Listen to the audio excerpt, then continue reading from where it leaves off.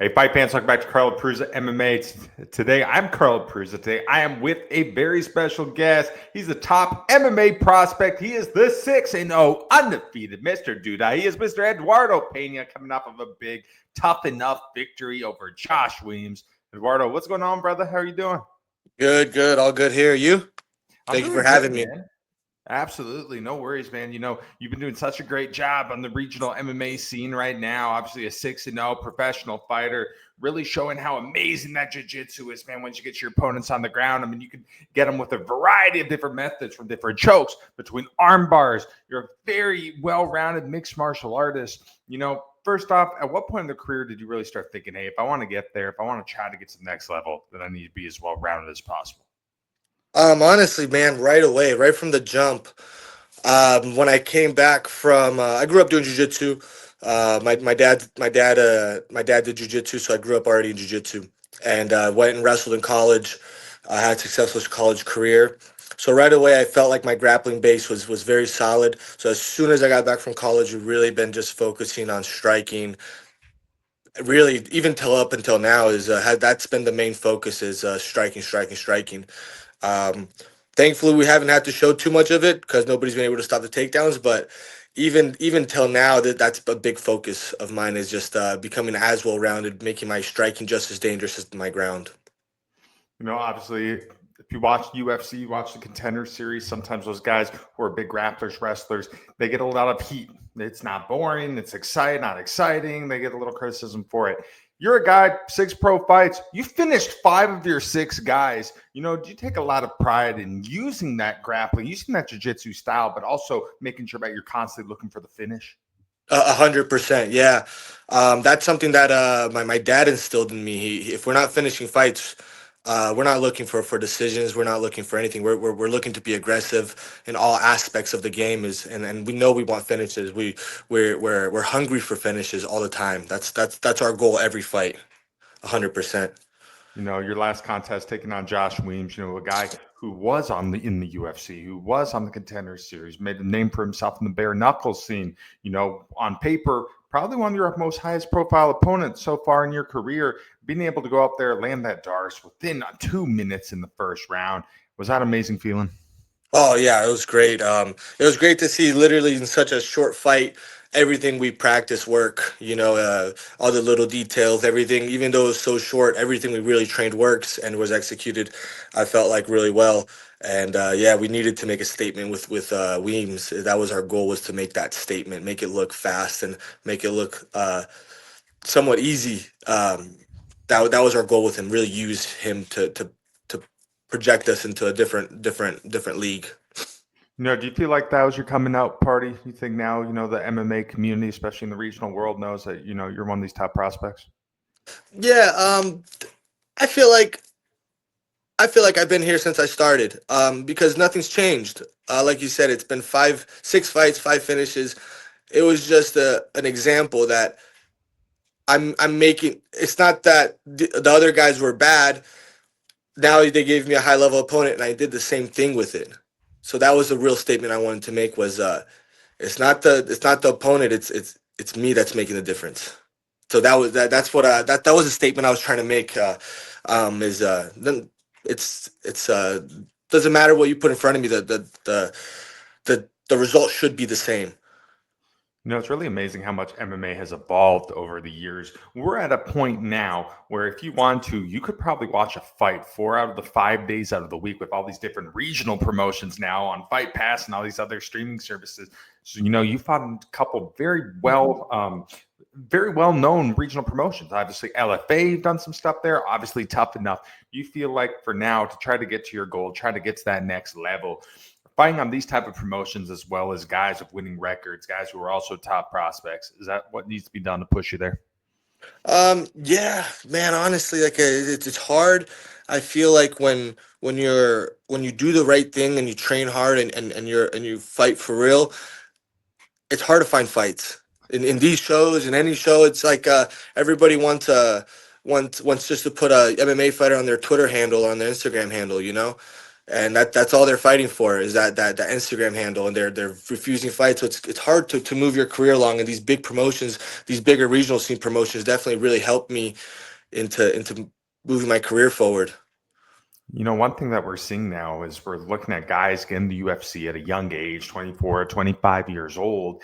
When you look at the record, they might be a 9-0, 10-0 guy, but like their last couple of fights, they're fighting guys that were like 5-17, guys who were 10-12. And it's like they're not fighting guys with winning records. They get in there. Some of them don't even make it a full contract because they're just not used to that high level competition. It doesn't end up well for them. Obviously, you're a guy, you just took on a guy that was 12-13, guy with a lot of experience. For you, do you take pride in, trying to find guys that are going to test you and make you ready for when you get there? For sure. Yeah, for sure. Me and my team, we really take a lot of pride in that the fact that we haven't refused a fight yet. Every fight that's been brought on to us, whether it's 5-0, 5-10-0, whatever the guy might be, we've really accepted every single fight, and I take a lot of pride in that. That I haven't been picking and choosing. That I haven't been politicking with my record, and it'll show, like you're saying, when I do get there, that I have been tested. Maybe not in my fight, but I've been tested in the gym, and thank God I do the work in the gym that makes the fight look easy. And I'll be there when I get there. I'm going to stay there, and I think that'll be the difference, like you're saying, versus these people that are politicking their career. One thing we're seeing in this day and age that's so prevalent is entertainment and personality. When you look at mixed martial arts, the entertainment personality stuff has always been there to some degree. You look at Ken Shamrock, Tito Ortiz, Chael Sonnen. Obviously, Conor McGregor comes around and revolutionizes everything. And now, social media plays such a big role in this. People are constantly communicating on there. We see people act as characters. They're putting on these personas. They're different people outside of, the promoting world. But this is what they're doing because they think this is their path to get to the big shows, path to make money, path to get to title shots, etc. How do you feel like personality and entertainment has impacted mixed martial arts? Man, I feel like it's playing a big role. I feel like you're seeing people do these skits and these gimmicks, and I'm all for it. Everybody's got there's a lot of room in the game, So there's room for the brash arrogance. There's room for the quiet, humble. There's room for everybody, and there'll be a fan base for everybody. But I feel like what sells the most is authenticity. Whether you're brash and that's who you are, or whether you're quiet and that's who you are, as long as you stay true and authentic to yourself, I feel like at the end of the day, that's what will be unique. Versus if you try to be the next Conor McGregor, you'll always be number two. You'll always be number three. If you try to be like that guy, you'll always be second to that guy.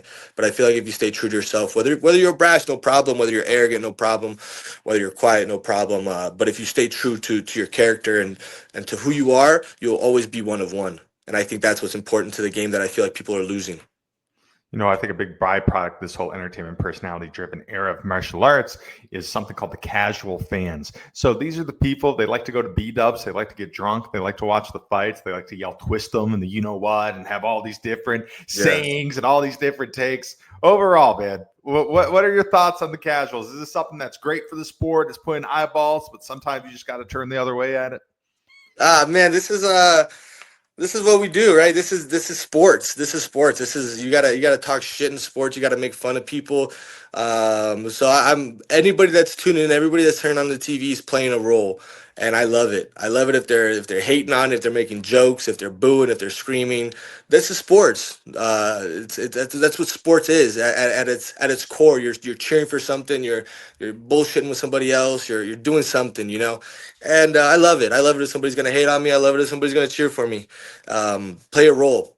Go to the bar, go to the fights, have fun, scream, boo, yell. I love it. I love all of it, to be honest. I really do. I love the people that get involved, whether it's in a negative way, in a positive way, whatever. Go get involved, go scream, go play your role as a spectator, as a fan, and we'll play our role in there, and hopefully we can all leave happy. All the casuals and fans in general watch this, and I feel like they look at the big names, right? They look at the Masvidals, they look at the Usmans, they look at the Habibs, and they're like, wow, they see the fame, the glory, the fortune. What a wonderful life. This is amazing to be a fighter.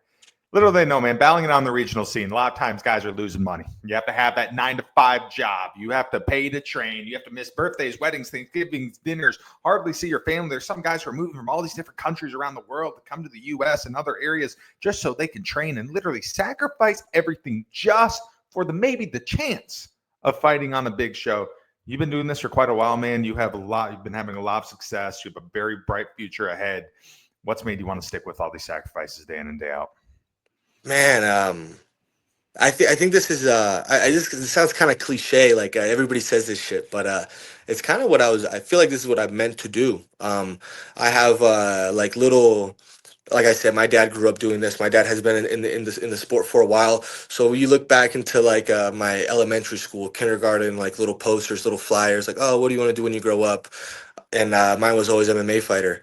And this is what elementary school. This is like 2000, 2001. I was watching Sakuraba. I was watching. I'm young, but I grew up around the OGs of the sport. So like I love the sport in every way, and I think this is what I'm supposed to be doing right now, at least. Maybe once things change as they go, but right now I that's the only thing I can see me doing. It's the only thing that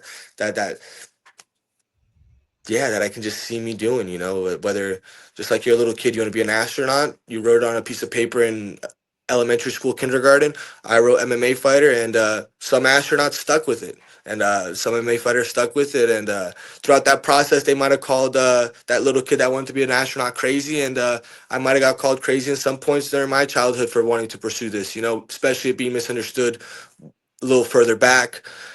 So yeah, I'm just sticking to my childhood dream. I'm just not growing up. Now, you trained under your dad over at Sergio Penha Brazilian Jiu-Jitsu Academy. What is it like to be able to be on this journey with your dad? I feel like being a mixed martial artist sometimes it can be a very lonely world, lonely journey at times. There's so many highs, ups, and downs. The roller coaster of a ride. What's it like to keep this in the family? Man, I think it's kind of a unique experience having your dad as a coach. It's definitely not all rainbows and sunshines. Like you everybody when they're done with their coach, they get to go home to their bed, to their whatever. And for a long time, mine was my ride home. So that can complicate things, especially being a kid and being immature like I was and stubborn like I was. I butted heads with him a lot, and some things I wanted to do my way, and I learned the hard way. But now being older, now being more mature, being wiser, I can really appreciate the care and the love that I know for a fact he's everything he's telling me, everything he's doing for me is what's best for me, and I rather have nobody else in my corner than the guys I have in my corner. I come from a small gym, but I see us like 300. We're not a big gym. We don't got the bells and the whistles, but fuck, you better be ready because we're all coming for one thing, and that's the battle. When you look at the talent 20, 25 years ago to what you have now, it's exponential growth. I mean, you're having guys who are now going in the UFC at 24, 25, already looking very seasoned. And I think one of the reasons why it is because back then, 20, 25 years ago, people were calling MMA human cockfighting. Like, this was not what it was. It was not legal in every single state. It had a bad reputation for a while. Now, kids are starting jiu-jitsu at 7 or 8 years old, man. They're wrestling at 6 or 7 years old. I mean, this is as commonly accepted as starting baseball or football or basketball if you're a kid. And now you have these guys, they're turning pro at 21, 22. By the time they're 24, 25, they have 7 or 8 pro contests under their belt. Do you think this is one of the reasons in the rise that we're seeing guys like yourself, at a young age, come in here and very seasoned and looking like they're going to do great things in the sport? Yeah, I think especially in this next generation coming, it's gonna be crazy. I think these next kids coming up are gonna be crazy. They're gonna be like the Travis Hunter of of MMA, because even when I was a kid, I remember in middle school telling kids, oh, I gotta go to practice. Oh, what do you do? What are you gonna go practice? I'm like, oh, jujitsu. They're like, the guy's gonna go do karate. So even when I was in school, even in high school, it was it wasn't very accepted. It wasn't very understood, and now it's blown up. It's been accepted by by the communities, and everybody's seeing the good it does. So I think now that everybody accepted it and they see the good, people are going to start getting behind it. And once you start having support with these kids, having the support that they need and the guidance, is we're going to start seeing different animals. Even even to what we see now, we're going to see another phase of these kids being just even better. We're going to keep. I expect the next generations to come to propel like just as big of a gap as there was from now to the early UFC days from to the future. I think they're going to grow the sport a lot. I think the sport's going to go through a big change in these next generation. That's going to be a big part due to the community accepting it and getting behind these kids and supporting these kids. In addition to MMA really taking off, you're really seeing jiu-jitsu starting to take off too on a very mainstream and even national level. All these big tournaments all over the world. More people are watching and more people are understanding it. For you, is that pretty cool? Yeah, I think it's awesome, man. I'm a big fan of martial arts. I'm not gonna down any martial arts. I think if you get your kid into martial arts, it's always gonna do good instead of harm. Whether that be karate, whether that be jujitsu. So I'm a big fan of seeing all the arts take off. I just think people are seeing that now you can do jujitsu from 5 years old to 17 years old. I've seen guys at the gym, and I think it's accepted. It's accepted between all body types, all ages, versus some sports get taxing as you get older. So I think that's what's been able to help jujitsu propel it and keep growing. Because once you're done wrestling or once you're done doing whatever, and you can't do the same sport you did, you do jujitsu, and it's a little bit more forgiving on the body. And now everybody's able to have so much in common. The grandpa can now have something in common with the 5-year-old. That's jujitsu versus between TikTok and the grandpa. There's nothing in common with these guys anymore. So I think everybody's just creating a bigger and bigger community, and it's just growing so fast. It's really insane how fast it's growing. Even when I talk to my dad, and he tells me stories, and then you see what's going on today, you're like, it doesn't even seem like we're in the same world. I think for the most part, a lot of people understand pretty much what mixed martial arts do. Obviously they train, they get ready for fights, they try to win fights, try to get belts, get into bigger promotions, and advance themselves. But I think where people struggle is to see the other fight of being a martial artist. It's the fight of not having to clock in at 9 o'clock and clock out at 5 o'clock. It's the fight of trying to live life on your own terms, securing financial freedom, not fall into societal norms, and live a life that you want. For you, is this another reason why you're doing this? Um, Man, I think I'm doing this for more simpler reasons. To be honest, I think I'm doing this because it makes me happy. I think I'm doing this because it's what I enjoy. So it's not sacrifice to me. It's not it's just an opportunity. I've been given this opportunity that maybe other kids didn't have, or even my dad didn't have this opportunity. UFC wasn't around when he was around. So it's no sacrifice to me.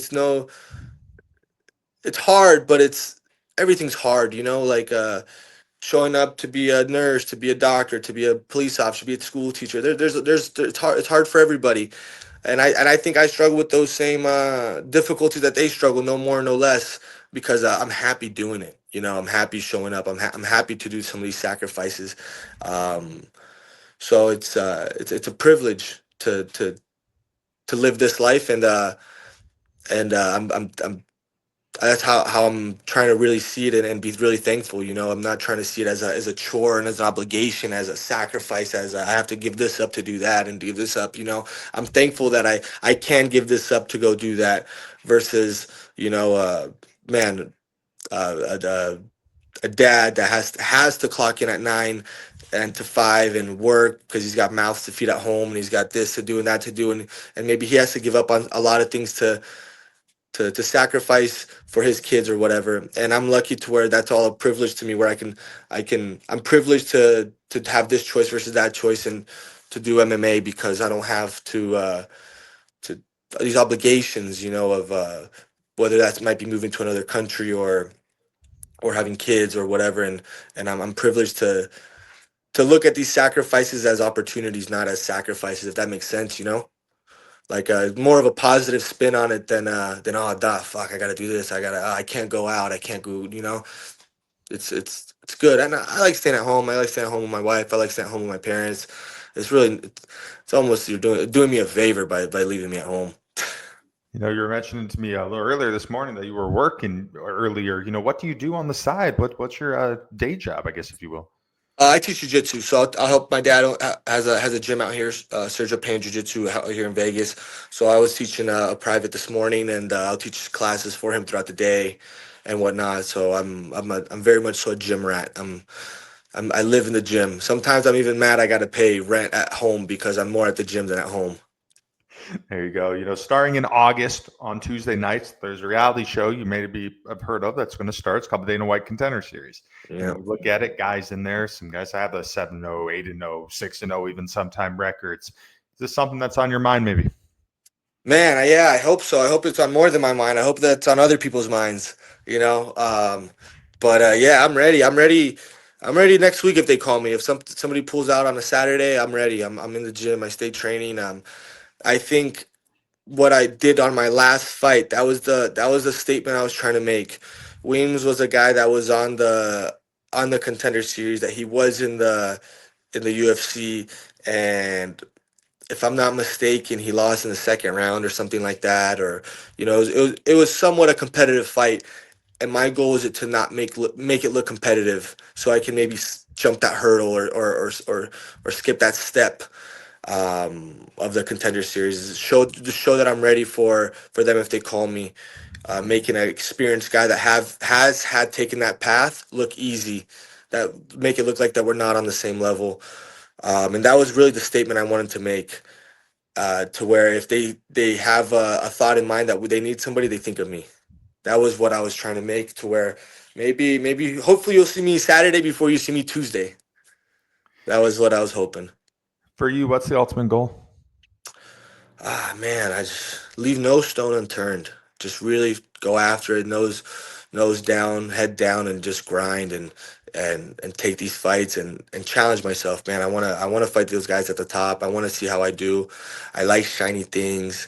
I'd like a nice shiny thing to hold my pants up. It won't hurt. Um, I think I'm here for the same reason everybody is. I want to win. I want the title. That's it. That's all we're here for. I'm not here to lose. I'm not here to make somebody else's day. I'm here to crash their party. I'm here to crash everybody's party. Um, uh, I don't know who else would give you a different answer. If you're here, we might as well be fucking going to win. Like, if you're here to just show up and have a good time, well, have a good time somewhere else. With me, you're not gonna have a good time.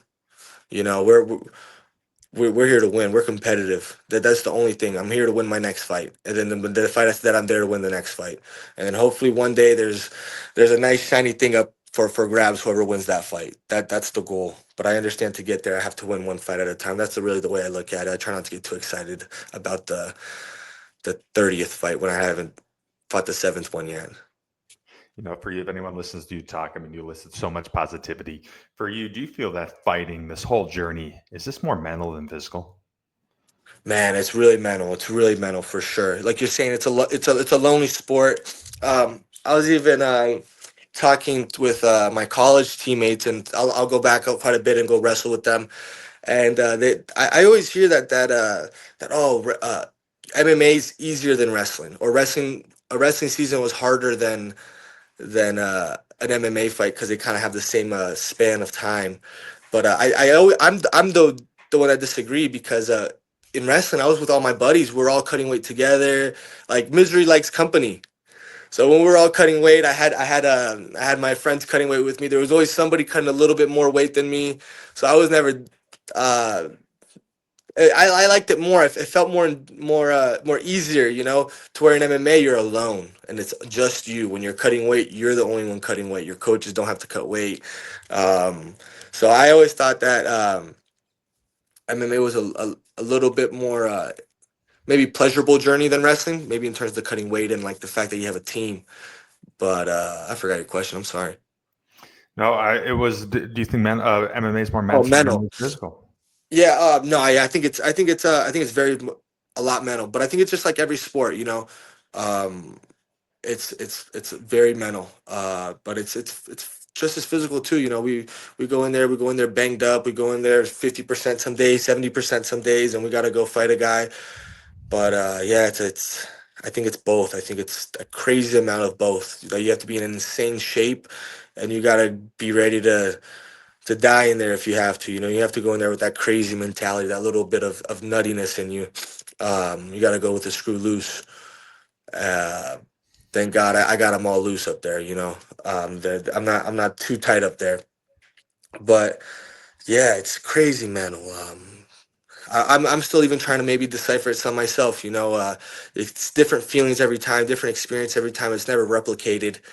So it's very mental. I just try to simplify it, I guess. I'm make it everything simple, and it'll make it easier to understand for me at least. I'm not the brightest of cats, so I just try to simplify everything, and that makes it easier for me. Even before you started your mixed martial arts career, I mean, you had a lot of success as a collegiate wrestler, two-time All-American. Do you feel like that experience wrestling in college, the aspect of competition, as well as the aspect from tons of jiu-jitsu tournaments over the years, that helped you prepare for actually getting in the cage and doing the whole MMA stuff? Yeah, 100%. When I was actually I was debating on going to college or to wrestle or not, and my dad pushed me to go to college and to wrestle and to mature myself a little bit more, and not like we're saying, like a lot of these guys go in so young, but then they're gone so young, because they bit off more than they can chew, or their body wasn't mature enough, or their mind wasn't mature enough, like we were just talking about. So my dad really made me go. He didn't make me. He incentivized me to go to college and to wrestle and to get that experience. And I did. And even after a couple years of wrestling, I was like, man, I'm ready to come back home, and I'm ready to start MMA, and I'm good with this wrestling stuff. I had already All American once, and I went to a school out in the Midwest. I just didn't have a good experience, so I just wanted to come home and start this journey. And no, he made me go. He really, he didn't make me, but he really incentivized me and pushed me to in the right decision. And I'm so thankful for him, because I was able, even those extra 2 years in college, I was able to mature so much more, not just physically, but mentally too, to where my character, my morals are all very straight. Like a lot of times we see these kids, they enter MMA, and they think they have to be that guy. They think they have to say that thing. They think they have to be this or that. And some of them are ready physically and not ready mentally. Some of them are ready mentally and not ready physically. So I think that really gave me a chance to mature physically and mentally, to prepare for anything that this crazy sport throws at me. um, and I'm really thankful he pushed me into to wrestle. And man, it only made my grappling better. It only made me wiser. It only made me more mature. And that was just man, I couldn't thank him enough, because if I would have been jumping in an ocean that I didn't know how to swim in yet, if I would have came in too early, and maybe I would have maybe I would have been like one of these guys that come in hot and leave fast. When I get there, I'm ready to stay there. Before I let you go here, I want to run you by some big fights that are happening in the UFC and get your predictions. Tonight, very interesting one. Two guys known for their wrestling. Bo Nickel taking on Renier de Ritter. Who do you got winning that one? Man, I haven't seen the Ritter too much. I didn't watch a lot of his one fights. I've only seen the Paul Craig, and he fought Kevin Holland. And with Kevin Holland, he had a killer performance, way better than he had against Paul Craig. So I'm curious to see if it's gonna be that jiu-jitsu versus wrestler matchup. It seems like, to where if Bo Nichols should be able to decide where the fight goes. And if he goes to the ground, is he going to stay there and maybe get submitted, or is he going to stay on the feet, and will he get criticized again for staying on the feet? It's Bo Nichols seems like he's damned if he does, damned if he what is it? Damned if you Damned do, if you damned do, if you damned if you don't. don't. Yeah, it seems like that's Bo Nichols' case right now. People are going to criticize him either way. But man, I like jujitsu. I'm gonna go for the jujitsu guy. I'm a wrestler, but I grew up doing jiu-jitsu. My heart's in jiu-jitsu. I love jiu-jitsu. And at the end of the day, jiu-jitsu gets finishes. Jiu-jitsu forgives nobody, like Charles the Bronx says, right? So I'll go the Riddler by submission in the second. How about this one? Big one next week. Title fight. Bilal Muhammad taking on Jack Della Maddalena. Who do you got Mm. winning that one? Man, I think it's gonna be hard to beat Bilal. He's shown up day in and day out, and it's hard. I'm gonna go Bilal by decision. I'm gonna go Bilal by decision. I think that's probably what most people are gonna pick. Um, I, I I'm picking that because both what they did to the Burns, what Bilal did to Burns and what Madalena did to Burns. Um, Burns was winning the fight, and he just kind of, you know, it's a game of inches, and he got caught in the last couple seconds of that fight. And Bilal seemed like he controlled majority of the fight, and he's been controlling guys that have better wrestling than Jack. But man, I'm excited to see all these guys. These guys are all great. I hope to one day be in their shoes and have somebody and people be critiquing me the way I'm critiquing them. I'm a big fan of all these guys. I hope everybody does well. I don't want to seem like I'm talking shit on these guys, but I think it's gonna be two banger of fights, and I got Bilal by decision, the Riddler by submission. All right, the last prediction, big one that just recently got announced. Max Holloway, Dustin Poirier. I think this is the fight that all the fans want. What's your guess here? This is Poirier's retirement fight, huh? Yeah, that's what they're saying. And Holloway's probably going to keep going. Probably. I would like to see an OG guy, a guy that gave so much to the sport, come on top. I'll go that one. I'm going to gamble with my heart, and I'd like to see somebody that's going to retire, leave on a win. Max is going to keep his career going. Hopefully, he fights Ilya again and gets the title. And he wins his retirement fight. I'm always cheering for the guys that are retiring to win their retiring fight. I sometimes they hit. Man, sometimes it's rough when these guys retire and then they put him against a young killer, and that's the way they got to leave. So I'm glad they're giving them a good two OGs, two big names in the sport get to close doors, and it's a trilogy, right? That one. Yeah, the third one. It's crazy. It's 2-0 for Poirier. 2-0 for Poirier. Yeah.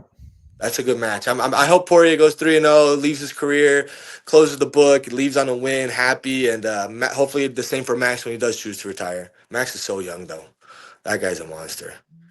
People forget how young he is. He won the title so young. That guy's out of this world.